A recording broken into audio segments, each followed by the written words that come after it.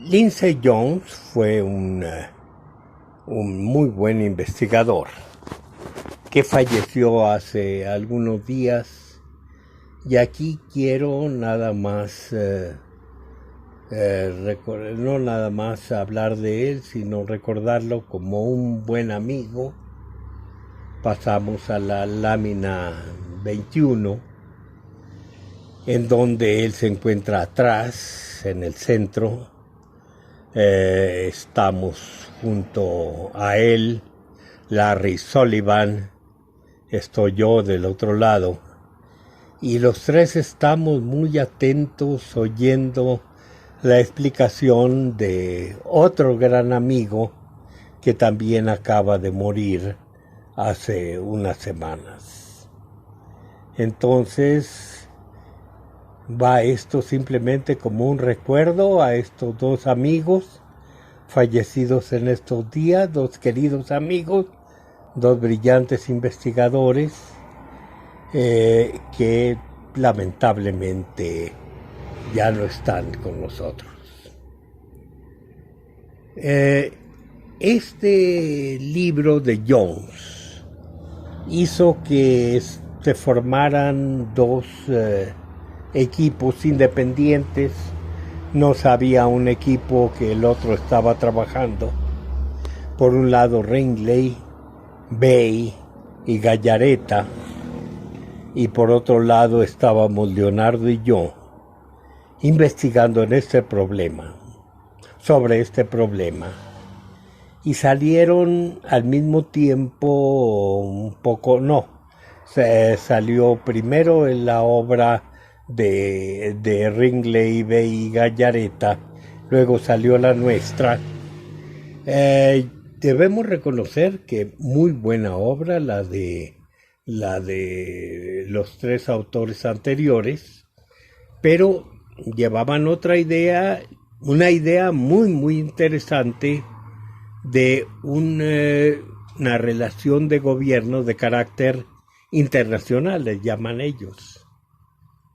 Y por otro lado, nosotros dos, que trabajamos el concepto de suyuanización. O sea, la llegada de ese gobierno, la influencia de los que tenían ese gobierno de carácter estatal para querer implantarlo precisamente en poblaciones donde predominaba el gobierno de sangre. ¿Por qué le llamamos suyuanización? Inventamos el nombre. No hay algo así como los suyuanos. Nosotros hablamos de los suyuanos, pero es un neologismo. Porque no quisimos llamarles como se les llamaba antes, como los llamaba Thompson, por ejemplo, los mexicanos o los toltecas. ¿Por qué? En primer lugar, los mexicanos todavía no existían. No existía todavía la ciudad de Mexico-Tenochtitlan ni la ciudad de Mexico-Tlatelolco. Entonces, llamarles mexicanos es una incorrección. Thompson la usa para referirse a la gente del centro de México. Ni podemos llamar toltecas, porque entonces se enlaza la idea precisamente con los toltecas de Tula Hidalgo, de Tula Xicocotitlán. No queremos enlazar con ninguna población. Mejor les llamamos usando uno de los nombres míticos, o sea, uno de los nombres de la Tula, pero de la Tula anecuménica, sin que el nombre sea Tolan, porque entonces caemos en lo mismo, en la confusión que se hace por llamarles toltecas. Como otro de los nombres es Suyua, les llamamos suyuanos. Entonces decir suyuano es como decir tolteca, pero diciéndolo de la Tula anecuménica. Y nos permitimos la libertad de crear este término para evitar ya confusiones. Entonces, empecemos por el principio. Tendríamos que ver en la lámina 33 que hay en Chichén dos tipos muy diferentes de edificios. Por un lado tendríamos los edificios que hablan o que se les ha designado como de la vieja Chichén y otros los edificios más modernos de la nueva Chichén. Uno de ellos muy abigarrados. Vean el de arriba, la casa de las monjas. Vean ustedes cómo este edificio tiene incluso esta entrada como fauces del monstruo de la tierra, y en la parte de arriba tiene 6 dientes encorvados, y estos dientes seguían a los lados de las jambas. Entonces están representadas las fauces del jaguar. Una idea olmeca que sigue prevaleciendo durante el clásico y seguirá. Recuerden ustedes en el caso en el posclásico tardío, como en Malinalco todavía tenemos esas entradas en forma de las fauces del jaguar o las fauces del monstruo de la tierra, las fauces del occidente, que también son las fauces de la serpiente. Pero por otro lado tenemos un edificio que tiene una característica totalmente moderna. Y esa característica moderna es precisamente su carácter columnar. Aquí no se ve el techo, que tenían todo este gran conjunto de columnas, pero que, imagínense ustedes, formaban un enorme portal antes de llegar a las escalinatas del templo. Incluso daba vuelta por un lado. Es otra idea totalmente distinta. Una idea que, según algunos autores, viene del norte. Y viene del norte precisamente porque son otras necesidades de carácter político. Los cuartos de gobierno pequeños albergan apenas al rey y a unas cuantas personas privilegiadas de su corte.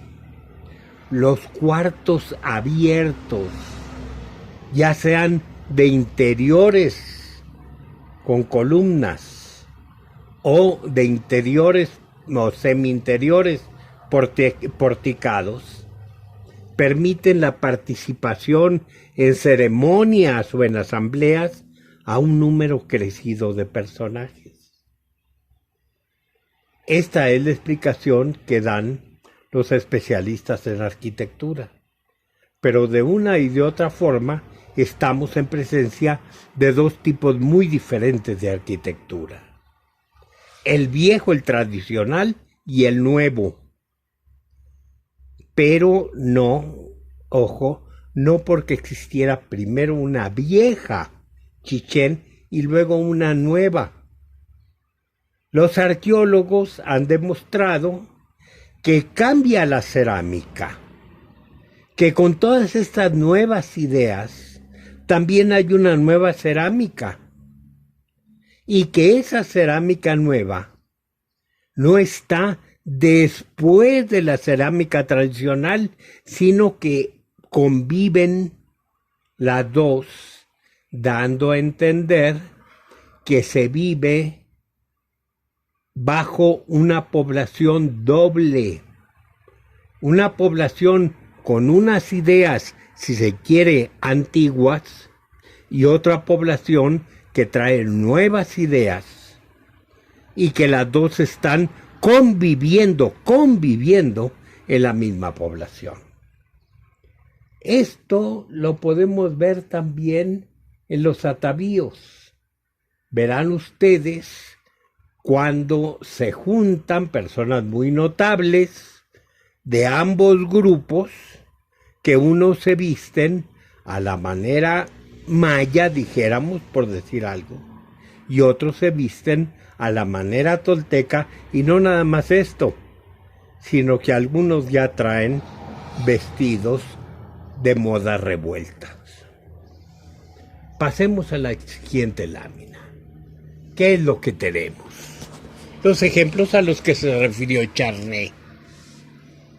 Por un lado tenemos una columna tolteca en el castillo, y por otro tenemos una columna tolteca en Tula. Son las que se llaman en náhuatl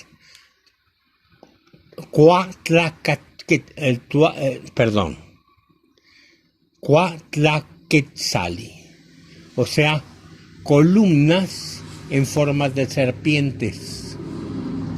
Vean ustedes en la parte que se diferencia perfectamente la parte ventral y la parte dorsal. La parte ventral con estas escamas haciendo estrías, y por otro lado las plumas de la serpiente emplumada. Es la misma idea, exactamente la misma idea. Aparentemente esto nace en Tula. Vean ustedes las jambas del castillo de Chichén Itzá. ¿Qué es lo que tenemos ahí? Dos guerreros. Pero dos guerreros con características especiales. En primer lugar, uno de ellos, el de la derecha, barbón, muy barbón. Una costumbre que muy poco vemos entre los mayas. Sí, obviamente, había algunos que se dejaban la barba, pero no de este tamaño. Y luego tenemos que ambos tienen un yelmo de carácter cilíndrico. Es igual el yelmo al de los guerreros toltecas, que no nada más es cilíndrico, sino que está formado de pedazos de turquesa. Luego plumas erectas arriba del yelmo, igual que estos guerreros que llamamos toltecas, los guerreros de las columnas de Tula. Luego tenemos en las manos, llevan un instrumento raro de combate, que es una cosa curva. Hasta la fecha no se ha podido describir exactamente cuál es el uso de este instrumento, pero es tolteca. Vean ustedes qué llevan en las piernas. Llevan plumones blancos, ajorcas de plumón. Entonces tenemos que en el castillo de Chichén Itzá, uno de los edificios emblemáticos de Chichén Itzá, están representados dos guerreros toltecas. Continuamos, ficha 20, lámina 35. Vean ustedes en la lámina 35 lo que dijimos hace un momento de los distintos atavíos. No dejan de existir tal vez algunos préstamos, pero aquí podemos ver claramente que en la franja superior están representados guerreros toltecas. Vean ustedes cómo llevan, tanto en los tobillos como más alto, estos adornos de pluma blanca. Vean algunos de ellos que tienen en las manos los atlatl, todos llenos también de plumón y de pluma blanca. No entiendo por qué, para qué les podían poner esos plumones. A mi juicio, esto interrumpe el buen funcionamiento de un atlas por la resistencia de las plumas al aire. Pero en fin, así están representados. Ellos sabrían el uso, la razón que se daba a aquellas plumas. Luego tienen ustedes la representación muy estilizada del ave descendente, que la llevan en la parte superior, junto al yelmo cilíndrico, dos de los guerreros toltecas, pero también la llevan en el pecho, tal como la llevan las columnas del guerrero de Tula. Vean ustedes que todos ellos, los de arriba, no, uno no se le ve, pero todos los demás llevan lo que se llama el Tezcacuitlapili, o sea, lo que se llama espejo, literalmente eso quiere decir espejo de la parte posterior del cuerpo. Sabemos que no era un espejo, pero incluso las fuentes documentales llegan a hablar de él como si fuera un espejo en el que se veía el guerrero que venía desfilando atrás. No sabemos su función, pero todos ellos lo llevan y es una característica tolteca. Vean ustedes la parte de abajo. Son los personajes con turbantes, con grandes penachos, representando la vieja moda maya, que son contemporáneos de los toltecas. Y véase incluso alguno de ellos, el del extremo izquierdo, el del extremo derecho, un personaje arrodillado que está armado con un atla tolteca y que tiene un yelmo tolteca y que tiene el pectoral estilizado de ave que llevan los otros toltecas. Entonces, esto nos habla precisamente de que hay una convivencia de dos grupos en el poder. Siguiente lámina. Una columna y un pilar. La columna primera es tolteca. Es una serpiente, nada más que aquí vista por el lado del dorso. Unas plumas son largas, otras de ellas son cortas y curvadas. Incluso las cortas y curvadas le dan una apariencia a otro símbolo de Quetzalcóatl, que es el caracol cortado. En la parte de la derecha, la representación de un guerrero tolteca. También lleva doblemente el ave estilizada, una en el pecho y otro en la parte frontal del yelmo. Pasamos a las columnas, a las columnas serpentinas de Chichén Itzá. Vean ustedes, es la misma idea. La cabeza queda en el suelo, el cuerpo de la serpiente se yergue y en la parte del capitel, que aquí no se llega a ver, están plumas y están incluso representaciones de los Bacabob. Pasamos a la 38 a un dibujo donde se ve más claro.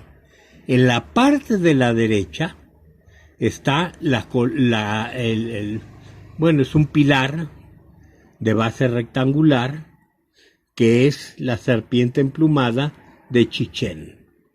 Arriba, la imagen de lo que es propiamente el capitel sería la imagen de uno de los dioses Bacab, las largas plumas del caudales de la serpiente, el cascabel de la serpiente y otras plumas caudales hacia arriba.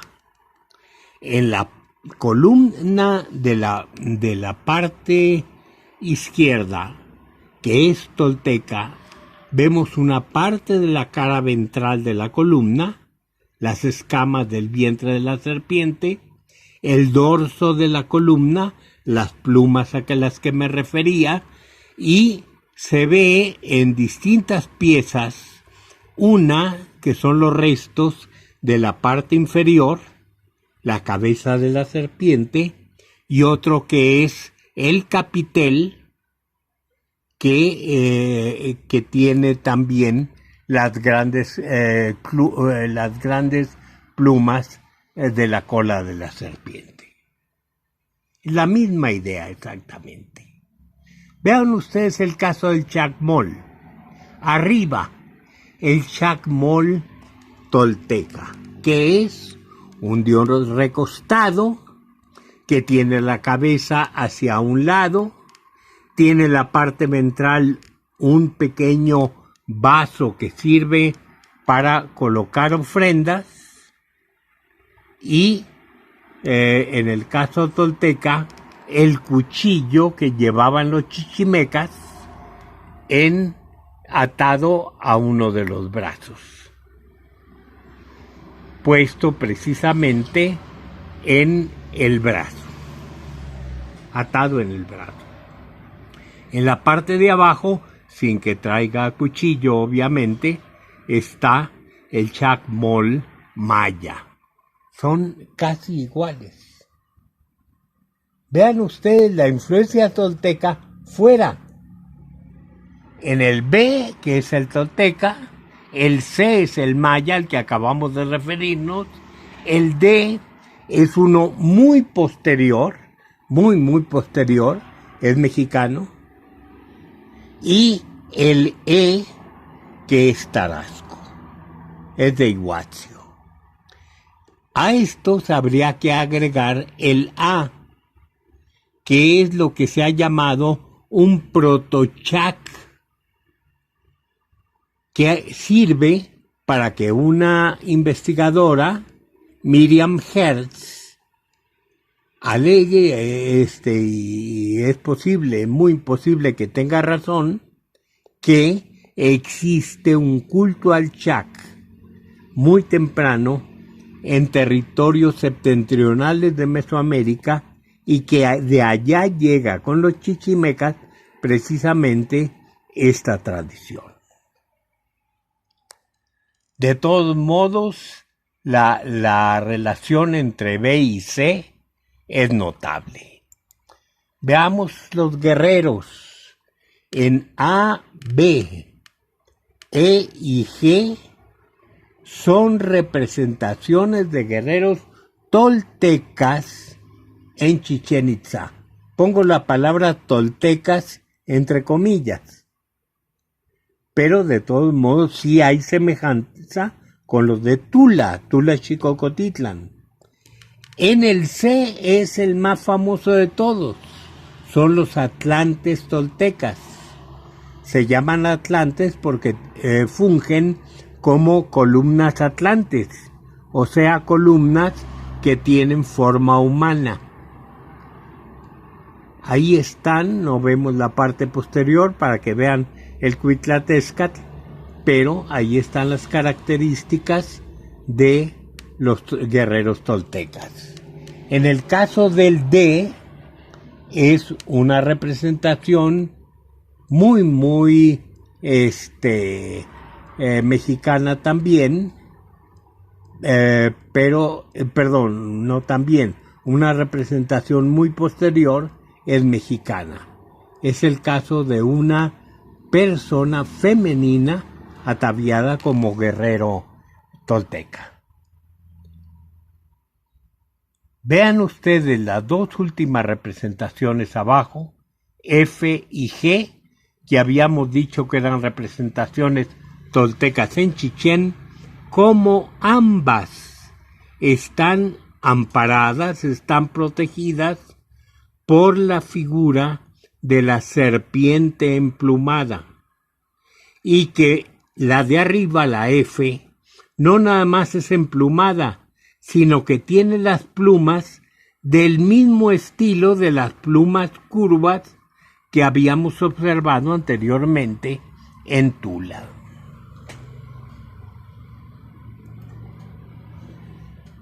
¿Por qué esta representación de la serpiente emplumada vinculada con Suyuan?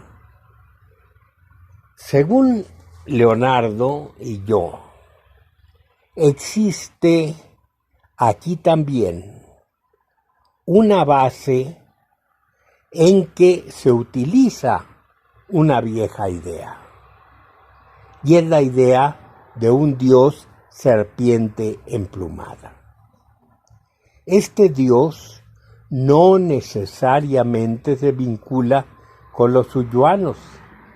Existe mucho tiempo antes que el movimiento suyuano. Es un dios importante ya existente. Entonces nosotros proponemos que sobre esa imagen de ese dios se robustece y algo se construirá de nuevo, pero sobre todo se robustece una idea que puede justificar el hecho de un nuevo principio político. Es lo que tenemos siempre, una nueva idea política o una nueva intención política. No nace nada más de una propuesta nueva, sino que nace de una idea antigua arraigada en el pueblo, y nada mejor que una idea de carácter religioso. Entonces, sobre esta idea se monta toda la nueva política, toda la nueva idea o todo el nuevo propósito político, aprovechando la religión, utilizando la religión como un instrumento de convencimiento a la gente, creyendo que la gente acepta más la tradición religiosa que obviamente una razón que le explique la nueva idea. El gobernante no quiere que la gente piense, sino que la gente se someta a una idea religiosa, que acepte sus intenciones creyendo que él lo hace como alguien que sigue la religión.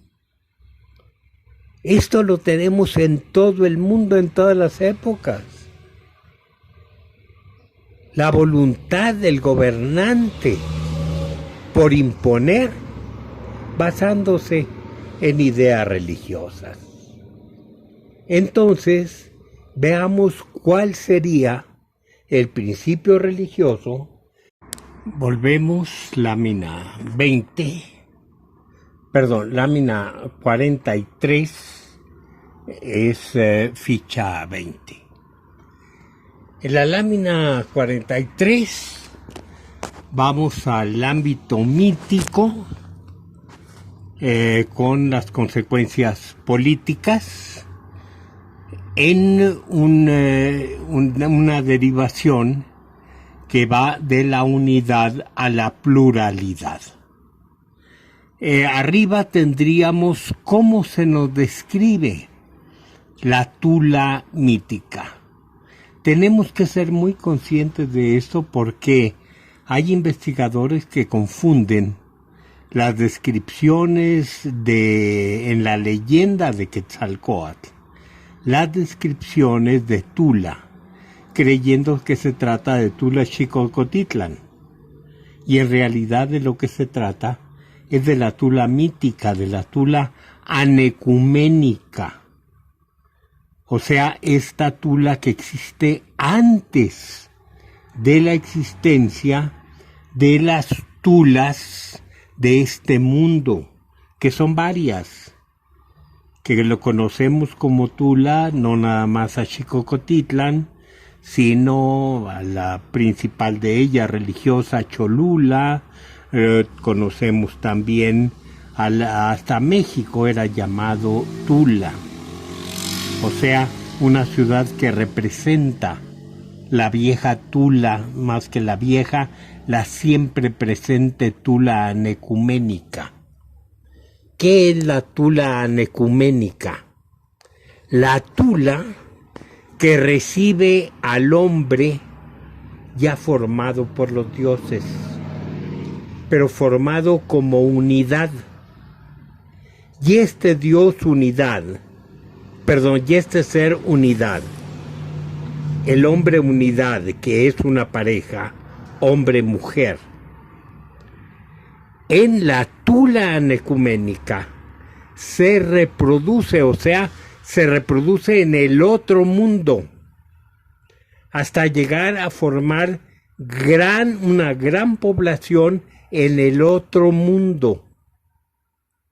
Y de aquella gran población del otro mundo va a nacer el hombre que va a poblar la tierra, pero no como pareja original, sino como grupo humano. ¿Cómo se da este parto? Ese lugar anecuménico, la Tula del otro mundo, también se llama Chicomostoc, y en su carácter de Chicomostoc es un vientre con 7 cuevas, lo sabemos, y de ahí va a empezar el paridero. Entonces ahorita vamos a ver esa Tula anecuménica, cómo se vivía ahí. En primer lugar se habla de una Tula de grandes artistas. ¿Qué entendemos de grandes artistas? Más bien de grandes especialistas en las distintas actividades laborales humanas. Grandes carpinteros, grandes pintores, grandes albañiles, grandes en todo, pero de todas las profesiones. No nada más lo que nosotros entendemos ahora por artistas. Sería mejor llamar grandes artesanos. Allí están concentrados los que saben hacer de todo. ¿Cómo viven ahí? Todos hablan una misma lengua. Es una población en la que todos se entienden entre sí. Estamos hablando del otro mundo. ¿A quién adoran en ese lugar? A Dios. No se menciona el nombre de Dios, simplemente dice, todos creen en Dios. ¿Y quién es el que creó a todos aquellos hombres? El Dios Quetzalcóatl. Entonces, estamos hablando de la unidad, de la gran unidad. Pero la realidad humana es otra. Hay especialistas en el trabajo, hay hombres de unas costumbres, hay hombres que hablan una lengua, hay hombres que hablan otra, hay hombres que tienen distintas creencias religiosas, distintas prácticas. Entonces, ¿cómo vamos a explicar esa pluralidad a partir de la unidad? Es un problema que se presenta en todas las religiones. Nos habíamos referido precisamente a la lengua. ¿Cómo se resuelve dentro de la tradición judía el que todos los hombres hablan la misma lengua? Y de repente nacen las lenguas. O sea, una cosa es el lenguaje general, pero luego vienen otras lenguas. ¿Cómo se resuelve eso? Vamos al mito. El mito de la Torre de Babel. Pero viene después también otro problema. Todos son hijos de Adán y Eva. ¿cómo es posible que haya razas humanas?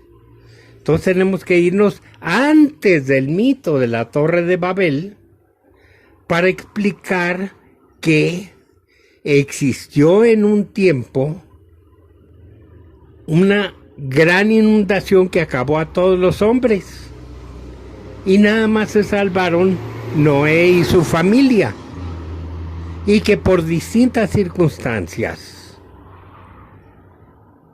Noé, por distintas circunstancias los hijos de Noé generaron 3 razas distintas que eran las que se tomaban en aquel tiempo en cuenta. Incluso que una de las razas, la raza de los negros, iba a ser sometida a los demás.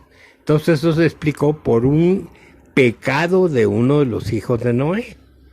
O sea, otro mito. Pero vamos a lo mismo, explicar cómo de la unidad nace la diversidad. Aquí todo es a través de un solo mito. Existe la unidad allá, en el otro mundo. Pero de repente, acá, existe la diversidad. Y es que algo sucede en el otro mundo, que los pueblos son paridos, y en el momento del parto, cada uno de los pueblos recibe su particularidad. Entonces, de la Tula de la ciudad de los artistas, cada grupo humano recibe una profesión al salir de Chico Mostoc. Y entonces tenemos la existencia de que cada dios patrono da su profesión particular al grupo al que protege, a sus hijos, a los hombres creados con su propia sustancia. Y unos se dedicarán a una cosa y otros se dedicarán a otra. Pero al mismo tiempo, allá se hablaba una sola lengua. En el momento de salir, cada grupo humano recibe en la puerta su propia lengua. Ya en este mundo será más difícil que se entiendan porque cada uno tiene su propia lengua. Allá existía un solo creador de los hombres. Acá, por acto de la dendrocronología, de la dendrología, cada uno tiene un dios patrono particular. Entonces, eso hace que cada uno tenga su Calpulteotl en general, y este se seguirá dividiendo de patrono de etnia, a patrono de ciudad, a patrono de barrio, a patrono de familia, como vimos anteriormente. Pero estamos explicando el nacimiento de la pluralidad, que sigue siendo esencial, aunque sea plural. Entonces, en el ámbito político, allá gobernaba la serpiente emplumada, que era el patrono de todos. Pero acá, cada unidad política tiene un señor natural, o sea, un hermano mayor, que representa al dios patrono particular de cada grupo cuando sale de Chico Mostoc. Entonces, esta es la base, que obviamente está enfocada a la representación suprema de la serpiente emplumada. Pasamos a la siguiente fase, a la siguiente lámina, nada más para recordar, para repetir lo de Tula. Tula es Tula Teotihuacán. Vean ustedes qué es lo que dice en este glifo, que significa Teotihuacán, pero leído sería Tollan, o sea, Tules en la parte superior y en la parte inferior, ya en un sistema colonial, el glifo de Tlantli para representar la sílaba Tlan, la terminación locativa Tlan. Tollan. Vean ustedes Cholula. Uno de los símbolos de la ciudad de Cholula es Tollan. Vean ustedes Tula Xicocotitlán. Es Tollan, igual nada más que en un ambiente lacustre.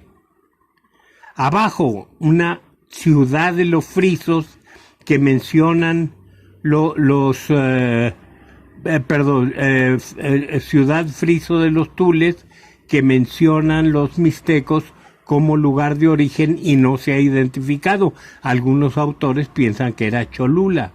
Y por último, en un códice llega a decirse que México es Tollan. Y aquí tienen cómo se escribe México, pero literalmente están diciendo Tol, porque está representada la juncia acuática. Nos quedamos en esta parte de la lámina 44 y regresaremos a la lámina 45 de la ficha 20.